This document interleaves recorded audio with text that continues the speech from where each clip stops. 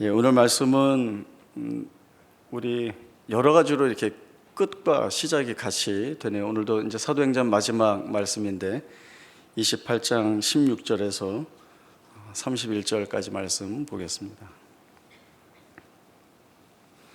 사도행전 28장 16절에서 31절까지의 말씀 보겠습니다. 제가 읽겠습니다.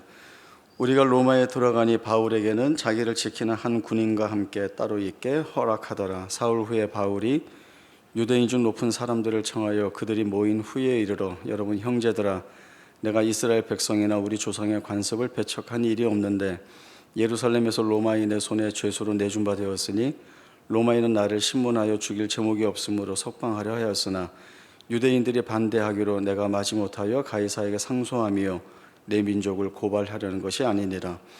이러므로 너희를 보고 함께 이야기하려고 청하였으니 이스라엘의 소망으로 말미암아 내가 이 쇠사슬에 매인 바 되었노라. 그들이 이르되 우리가 유다에서 내게 대한 편지도 받은 일이 없고 또 형제 중 누가 와서 내게 대하여 좋지 못한 것을 전하든지 이야기한 일도 없느니라. 이에 우리가 너의 사상이 어떠한가 듣고자 하니 이 파에 대하여는 어디서든지 반대를 받는 줄 알기 때문이라 하더라. 그들이 날짜를 정하고 그가 유숙하는 집에 많이 오니 바울이 아침부터 저녁까지 강론하여 하나님의 나라를 증언하고 모세의 율법과 선지자의 말을 가지고 예수께 대하여 권하더라. 그 말을 믿는 사람도 있고 믿지 아니하는 사람도 있어 서로 맞지 아니하여 흩어질 때에 바울이 한 말로 이르되 성령이 선지자 이사야를 통하여 너희 조상들에게 말씀하신 것이 옳도다. 일렀으되 이 백성에게 가서 말하기를 너희가 듣기는 들어도 도무지 깨닫지 못하며 보기는 보아도 도무지 알지 못하는도다. 이 백성들의 마음이 우둔하여져서 그 귀로는 둔하게 듣고 그 눈은 감았으니 이는 눈으로 보고 귀로 듣고 마음으로 깨달아 돌아오면 내가 고쳐줄까 함이라 하였으니 그런즉 하나님의 이 구원이 이방인에게로 보내어진 줄 알라. 그들은 그것을 들으리라 하더라. 바울이 온 이태를 자기 셋집에 머물면서 자기에게 오는 사람을 다 영접하고 하나님의 나라를 전파하며 주 예수 그리스도에 관한 모든 것을 담대하게 거침없이 가르치더라. 아멘. 오늘은 사도행전 마지막 강요로서 전체적인 바울의 생애와 또 그의 사역에 대한 내용들을 돌아보면서 은혜를 나누고자 합니다. 사도행전의 저자 누가는 다른 죄수들과 함께 배를 타고 로마로 향하는 바울의 여정을 마치 항해사가 항해일지를 기록하는 것처럼 그 내용을 꼼꼼하게 기록을 하고 있습니다. 그렇게 기록하고 있는 이유는 바울이 가고 있는 이 여정이 하나님의 철저하신 계획과 뜻에 의하여 인도함을 받고 있는 여정이라는 것을 상세히 밝히는 것이고 또 그 여정 가운데에서 하나님께서 어떻게 일하시는가라고 하는 하나님의 일하시는 현장이 어떠한지를 이 사도행전을 읽는 독자들에게 알려주기 위한 목적을 담고 있습니다. 누가는 말씀을 기록하면서 하나님의 섭리가 어떻게 드러나는지 밝히고 있습니다. 앞에 있는 말씀들은 놓아두고라도 사도행전 27장부터 보면 이제 바울이 로마로 가기 위해서 다른 죄수들과 함께 배를 타고 항해를 시작하게 되는데 27장 9절에 보면 그 항해 시작부터 매우 위태롭다라고 하는 이야기가 나오고 있습니다. 배를 타고 가다가 광풍을 만나게 되고 그 배가 다 부서져서 파선할 처지에 이르게도 됩니다. 자기들이 그 파선을 면하기 위해서 할 수 있는 모든 일들을 다 하죠. 배에 있는 짐들을 다 바다에 내어버려서 그 배를 가볍게 해서 조금이라도 더 띄우려고 하지만 그 일이 쉽지 않게 되어져 갑니다. 말씀에 이렇게 되어 있습니다. 구원의 여망마저 보이지 않더라라고 하는 거죠. 이제 모든 사람들이 이제 죽기만을 기다릴 수밖에 없는 가장 절망적인 자리에 가게 됩니다.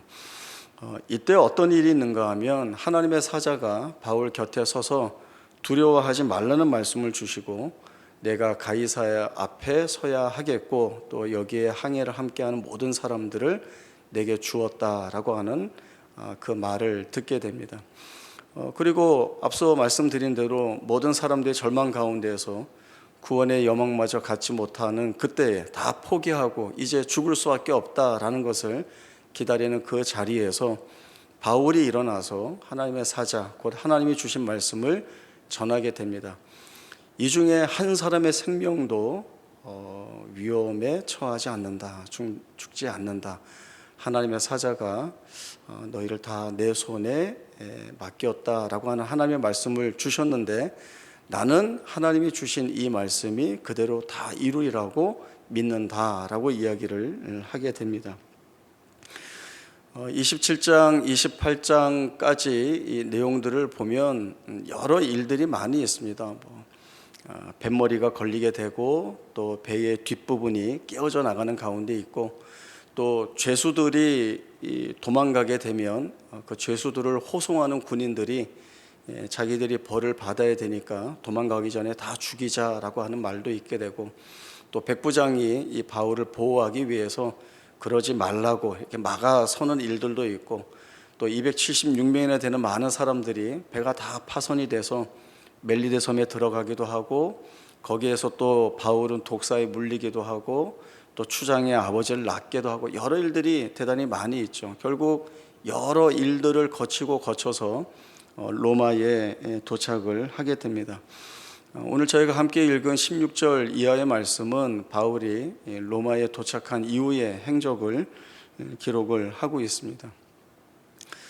바울은 아직 그 재판을 받지 않은, 형이 확정되지 않은 미결수이기 때문에 이때만 하더라도 그 성경 곳곳에 기록이 되어 있는 대로 일반적으로 우리가 생각하는 다른 죄수들과 함께 창살이 있는 감옥에 갇힌 것이 아니라 어떤 집이라고 할까요? 작은 가정집 같은 데에 머물게 됩니다. 이제 군인 한 명이 지키게 되고요. 또 몇 가지의 자유가 허락이 되는데, 바울을 만나러 오는 사람들을 자유롭게 만날 수 있도록 또 배려가 되고, 또 멀리는 못 나가지만 가까운 곳을 왕래할 수 있는 자유도 허락이 됩니다. 여기에서 바울은 로마에 있는 유대 지도자 되는 사람들을 부르게 됩니다. 그리고 자기가 예루살렘에서 왜 그런 일을 겪어야 했었는지, 또 이 로마에까지 어떻게 오게 되었는지에 대한 자기 변호에 관한 이야기를 합니다. 나는 동족을 배반한 사람도 아니고 우리의 관습을 무너뜨리는 사람도 아니다. 내가 죄가 없어서 석방되어야 하는데 유대인들이 이를 허락지 않으니까 할 수 없이 내가 가이사에게 항소해서 여기까지 오게 되었다. 이렇게 열심히 자기 변호를 했는데, 이 유대 지도자들이 뭐라고 얘기하는가 하면 우리 무슨 말도 듣지 못했다, 이렇게 이야기합니다. 그러면서 우리가 아는 것은 내가 전하는 사상이 어디에 가서든지 반대를 받는다라고 들었는데 우리는 그것을 좀 알고 싶다라고 하는 이야기를 하게 됩니다. 그래서 이 바울이 이 사람들에게 시간을 정하여서 아침부터 저녁까지 말씀을 강론하게 됩니다. 이 바울이 강론하는 내용은 하나님 나라를 증언하는 것이고, 또 모세의 율법과 선지자의 글들을 통하여서 예수 그리스도에 관한 것들을 가르치게 되는 것입니다. 열심히 가르쳤겠죠. 그리고 그들에게 복음의 본질이 무엇인지 아주 상세하게 설명을 했을 것입니다. 그러나 바울의 이 말을 듣고 믿는 자도 있고 믿지 않는 자도 있고, 또 믿는 자와 믿지 않는 자들의 마음이 하나가 되지 못하여서 서로 공격하기도 하고 또 서로 반대하기도 한 것 같습니다. 이렇게 될 때에 사실 저희 같으면 믿는 사람들에게는 더 자세히 알기 위해서 계속 오십시오라고 권면을 할 것이고, 또 믿지 않는 사람들에게는 지금은 이해가 되지 않겠지만 또 성령께서 지혜 주실 때, 또 은혜 주실 때 이 복음이 어떠한지 깨달을 수 있으리라 믿습니다. 계속 오십시오 이렇게 이야기할 것 같은데, 바울이 이사야 선지자의 말을 인용하여서 이렇게 이야기를 합니다. 성령이 선지자 이사야를 통하여 너희 조상에게 한 말이 옳도다라고 하는 것이죠. 이 백성에게 가서 아무리 말씀을 전하여도 너희가 듣기는 들어도 깨닫지 못하고 보기는 보아도 도무지 알지 못하기 때문에 하나님께서 이 구원을 이방인에게로 보내신다. 그 이방인들이 그것을 들으라, 복음을 들으라, 이렇게 이야기를 하게 됩니다. 그리고 바울은 온 이태 동안, 이태라고 하는 것은 2년이죠. 2년 동안 이 셋집에 머물면서 계속해서 미결수의 신분으로 자기에게 오는 모든 사람들을 다 영접하고 하나님 나라 전파하고 그리스도에 관한 많은 것들을 가르치게 됩니다. 어떻게 가르쳤나라고 할 때 담대하게 거침없이 가르쳤다, 이렇게 말씀을 합니다. 담대하게 거침없이 가르쳤다라고 하는 것은 그 많은 사람이 없었다라고 하는 것입니다. 그리고 있었어도 바울은 담대하게 거침없이 복음을 가르쳤을 것이라는 생각들을 해보게 됩니다. 바울의 생애를 보면 놀라운 것들이 대단히 많이 있습니다. 예수를 가장 적대시하던 사람이 부활하신 주님을 만나고는 사도로 택함을 받아 하나님의 복음을 온 이방인들에게 전하는 일들을 하는데 쓰임을 받습니다. 또 바울이 전하는 복음이 진리인데 어디를 가든 어떤 상황에서든 이 복음이 반대를 받고 또 이로 인하여서 대단히 많은 핍박과 억울함을 당하게 됩니다.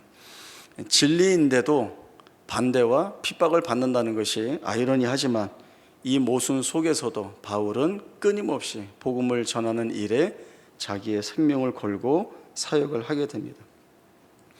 물론 바울도 두려울 때가 있고 어려울 때가 있었습니다. 그러나 그때마다 주님께서 찾아오셔서 두려워하지 말라는 말씀을 꼭 주시고, 그리고 내가 너와 함께하니 안심하라는 말씀을 주십니다. 그리고 하나님이 바울 너를 통하여 행하실 일이 무엇이다 라고 하는 사실을 알게 하시고, 또 그 알게 하신 것을 바울로 하여금 굳건히 붙들게 하셔서 그 일을 해 나가는데 어떠한 두려움이나 어려움도 갖지 않고 그 일을 해 나가도록 하나님이 이끄시게 됩니다.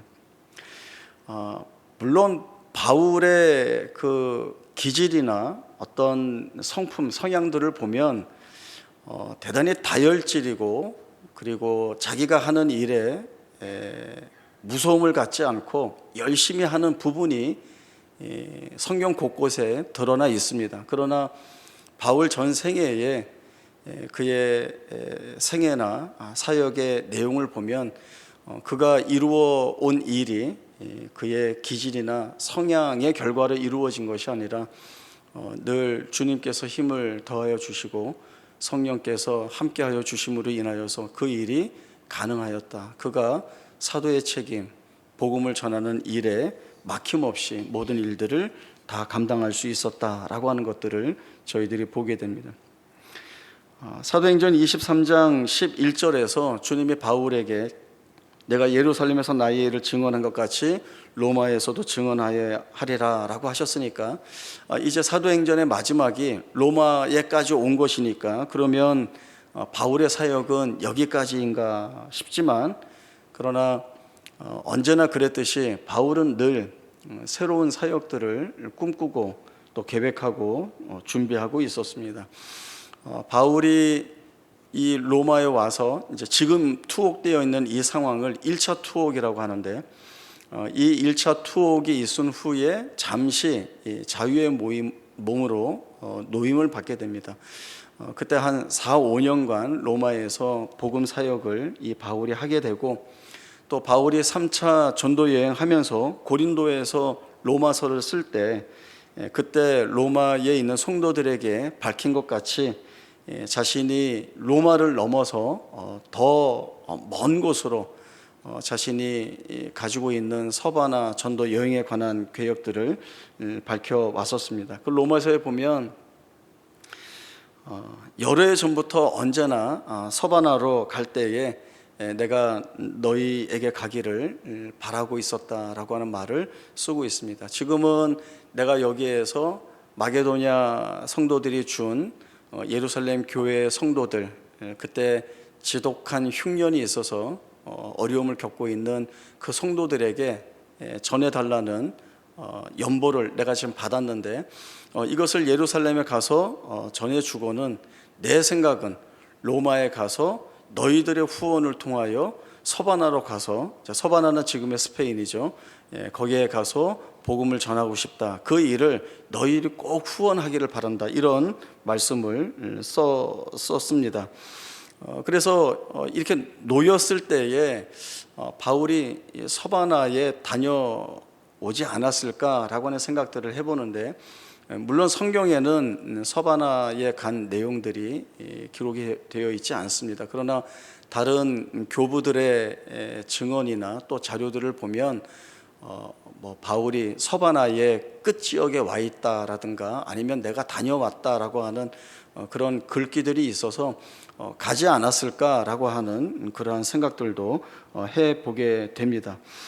그러나 바울이 실제로 다녀왔건 다녀오지 않았건 그것이 중요한 것이 아니라, 바울은 살아있는 동안은 끊임없이 복음을 전하는 일만 그가 생각하고 있었다라고 하는 것입니다. AD 64년에 로마에 대화재가 일어나게 됩니다. 그때 이제 혼란스러우니까 그 대화재의 책임을 기독교인들에게 누명을 씌우게 되고, 이때 바울이 다시금 2차 로마 투옥한 것으로 보게 됩니다. 이때 2차 투옥은 1차 투옥 때와는 분위기가 많이 달라지죠. 정말 우리가 감옥이라고 할 수 있는 그런 감옥에 이 바울이 갇히게 됩니다. 1차 투옥 때는 새집 같은 데서 자유롭게 드나들면서 많은 사람들을 만나서 이야기도 하고 복음도 전할 수 있었는데, 2차 투옥 때는 그런 일들이 어려웠습니다. 바울이 마지막으로 자기의 그 서신서를 쓴 것이 디모데 후서인데, 이때 2차 투옥 때 이 디모데 후서를 쓰게 됩니다. 디모데 후서는 믿음의 아들인 디모데에게 편지를 써 보낸 것이죠. 너가 앞으로 어떤 마음으로 목회를 해야 된다라고 하는 내용들을 알리기도 하지만, 또 마지막에는 디모데에게 면회를 와라 이렇게 내용을 쓰고, 또 올 때에는 내가 두었던 그 겉옷을 가지고 와서 내가 겨울을 잘 날 수 있도록 도와주고, 또 가죽에 싼 책, 아마 구약 성경의 이제 선지자의 말씀이 적힌 글들인 것 같은데, 그 가죽에 싼 책을 가지고 와라라고 하는 부탁을 하게 됩니다. 이러한 내용을 보면 바울이 자신의 사역은 여기까지인 것 같다라고 하는 생각을 하고 있는 것으로 보입니다. 디모데후서 4장에서도 나의 떠날 시각이 가까웠다라고 하는 말을 하고 있습니다. 나는 선한 싸움을 싸우고 나의 달려갈 길을 마치고 믿음을 지켰으니 이제후로는 나를 위하여 의의 면류관이 예비되어 있다. 우리 주께 받을 것인데 이것은 내게만 아니라 이 길을 함께 쫓아오고 있는 모든 성도에게다라고 하는 고백을 하고 있습니다. 이런 바울의 고백을 보면 마치 그 승리의 골인 지점을 앞둔 마라톤 선수가 그 마지막에 온 힘을 짜내어서 최선을 다하고 있는 모습, 그 골인 지점을 향해서 한 걸음 한 걸음 내딛고 있는 모습처럼 보여집니다. 그리고 그의 고백은 승리의 고백이고 하나님께 돌려드리는 영광의 고백이기도 하고, 그것이 하나님께 드려지는 온전한 예배와 같이 고백이 되어지기도 합니다. 이런 바울의 인생을 우리가 보면서 우리가 그냥 예수 잘 믿는 것이 이 세상 살 동안만큼은 불편하지 않고 힘든 일 없고 또 잘 사는 것이라고 한다면, 우리는 복음을 잘못 붙들고 있고 믿고 있고 알고 있다고 얘기할 수 있을 것입니다. 예수를 믿는다는 것은 우리가 하나님의 영광의 찬송이 되는 인생으로의 변화의 자리로 나아가야 하는 것입니다. 세상이 할 수 없는 오로지 예수여야만 하는 그 진리 안으로 부름을 받고 있고, 그 진리가 우리를 자유케 한다는 사실들이 무엇을 말하는지 알아야 합니다.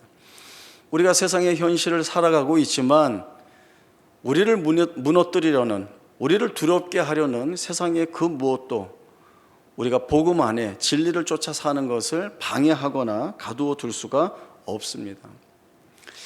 사도행전을 보면 28장에서 이렇게 끝나게 되는데, 어떻게 보면 잘 마무리하고 있는 것처럼 보이지만 또 어떻게 보면 약간 두서없이 그냥 툭 끊어져 버리는 느낌도 있습니다. 그래서 많은 사람들이 이 사도행전에 대해서 이런 이야기를 합니다. 사도행전은 미완성의 책이다라고 하는 거죠. 미완성이라고 하는 말은 사도행전의 말씀에 무엇이 부족하거나 잘못되었다는 것이 아니라, 복음은 계속 확장되어야 하고 그리고 확장해야 한다는 사실을 명확하게 짚어주고 있는 내용이라고 생각할 수가 있습니다. 예수 그리스도의 죽으심과 그분의 부활, 이것은 우리 주님이 다시 오실 때까지 모든 성도들이 마음에 새기고 자신의 삶으로 살아내야 하며, 이 말씀을 땅끝까지 전해야 하는 책임이 우리에게 있습니다. 복음 안에 살고 있는 우리는 어떻게 살아야 하겠습니까? 우리는 복음 안에 있기 때문에 복음의 삶을 살아야 합니다. 그리고 살아내야 합니다. 복음의 삶을 산다는 것은 내 생애가 복음을 증언하는 삶이어야 하고, 결국 내 생애가 복음이어야 한다는 말과 같습니다. 우리는 이런 말 하고 싶죠. 그런 일들은 바울같이 특별한 사람이 하는 것 아니겠습니까? 우리는 평범하고 뭐 잘 할 수 없는 사람들인데요.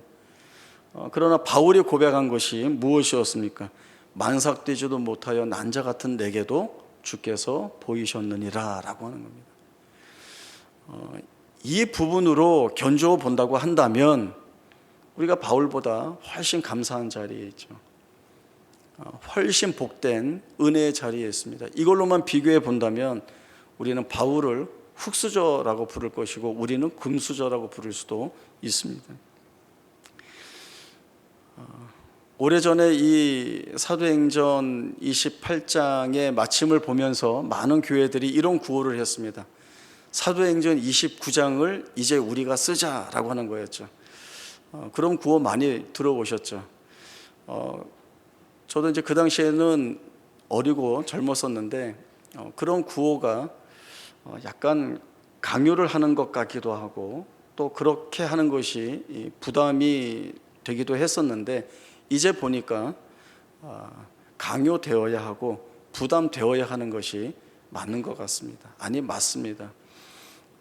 우리가 예수로 인하여 하나님 나라의 백성이요 자녀가 되었고, 죽음에서 생명의 자리로 옮기워서 하나님의 영광의 찬송으로 살아가는 자라고 한다면 이것이 우리의 본질이고 하나님이 우리에게 맡겨주신 책임 있는 소명인데, 그러면 우리가 어떤 삶을 살아야 하는 것은 대단히 분명하고 자명합니다.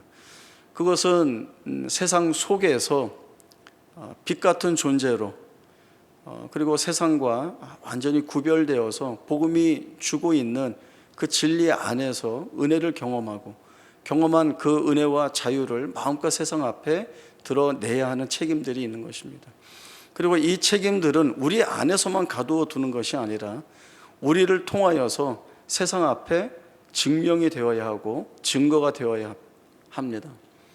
우리의 삶을 보고 세상 사람들이, 세상을 두려워하지 않는 사람들, 사망의 권세를 두려워하지 않는 사람들, 그들이 붙들고 있는 것이 무엇이기에 저들은 그 죽음 속에서도, 그 고난과 고통 속에서도 감사하고 찬송하고 자신들이 생명이라고 고백할 수 있는가라고 하는 것들을 보여야 하는 것입니다. 물론 우리가 현실을 살아가는 일들이 매우 두렵고 어려운 일들이 많이 있습니다. 그러나 우리 주님께서 바울에게 그러하셨듯이 우리가 가장 두려운 자리에 서 있다라고 한다면 두려워하지 말라는 말씀을 주심으로 우리를 힘 얻게 하실 것이고, 우리가 여전히 안심하지 못할 때에는 찾아오셔서 내가 너와 함께하니 안심하라는 말씀을 주실 것입니다. 두렵지 않게 하시고 함께하여 주심으로 인하여서 바꾸어 내시는 것들이 우리의 삶에서 밝히 드러나게 하심으로 인하여서 예수 믿는다는 것이 무엇인지, 그 예수를 붙들고 사는 자가 갖는 마음가짐이 무엇인지를 우리로 하여금 토해내게 하시는 자리로 이끌고 계시는 것이죠. 그렇게 살아가는 우리의 삶이 바로 사도행전 29장을 이어서 쓸 수 있는 복음 확장의 삶이라는 생각들을 해보게 됩니다. 물론 예수 처음 믿고 기도할 때, 아니 지금도 우리 기도는 하나님 이거 해주세요, 그러면 저도 이거 할게요 라고 하는 것들이 대단히 많이 있죠. 그러나 하나님이 그 기도를 들으십니다. 이렇게 들으시고 깨우쳐 주시는 것들이 있죠. 때가 되면 너 언제까지 거기에서 그 기도하고 있을래? 한 걸음 더 내디뎌라. 내디디고 들어와서 너 안에서 바꾸어내는 기도가 무엇인지 너 스스로 돌아봐라 라고 하는 말씀을 주시게 됩니다. 그러면 우리의 기도가 깊어지죠. 그 깊어진다는 것은 하나님이 어떤 하나님이신지, 그 하나님이 우리의 삶을 어떤 자리로 이끌고 가시는지에 대한 이해, 그리고 그 이해에 신뢰와 믿음을 덮여서 담대하게 만들어내시는 일을 우리 안에서 이루십니다. 그것이 있으면 우리의 기도가 바뀌게 되고, 그리고 기도가 바뀌었다라고 하는 건 우리의 삶이 바뀌었다라고 하는 것이 증명되는 일들이 됩니다. 우리 한번 고민해 보시죠. 나는 사도행전 29장을 어떻게 쓸까? 이제 내 남은 생애에 어떤 목적을 가지고 어떻게 살아야 하겠는가? 옛날 어렸을 땐 바울같이 살자, 뭐 베드로같이 살자, 뭐 이렇게 했는데 뭐 그거 하기는 그렇고 여러분 스스로에게 물어보시고, 그리고 그 물음에 대한 답을 말씀 가운데에서 찾아가 보십시오. 그러면 한 걸음 더 나아간 복음의 삶을 우리 주님께서 살게 하실 것입니다. 그 안에서의 기쁜 승리의 고백과 찬송이 있기를 바랍니다. 기도하겠습니다. 하나님 아버지, 은혜를 감사합니다. 바울이라고 하는 한 사람의 생애, 그가 행하였던 사역들을 돌아보면 참 놀랍고 감사한 일들이 있습니다. 그것은 바울이 이루어낸 것이 아닙니다. 하나님의 뜻 안에 택함을 받은 한 사람이 우리 주님의 인도하심과 또 은혜 가운데 그 일을 감당해 올 수 있도록 이끄셨기 때문에 이 놀라운 복음의 진보와 확장이 있었습니다. 말씀은 28장으로 마치지만 29장의 사도행전을 우리의 삶으로 써내려가기를 소망합니다. 우리의 삶이 복음 안에서 복음의 은혜를 누린 자로서 복음에 합당한 삶을 살아가게 하시고, 결국 우리가 고백하는 이 믿음 있는 자리가 하나님의 영광의 찬송이 되어 하나님을 기쁘시게 하는 복된 생애인 것들을 돌아보게 하셔서 이 귀한 자리 감사한 마음으로 지켜내며 거룩한 성도의 삶을 충성되이 살아내는 우리 모두가 되게 하여 주옵소서. 거룩하신 예수님의 이름으로 기도하옵나이다. 아멘.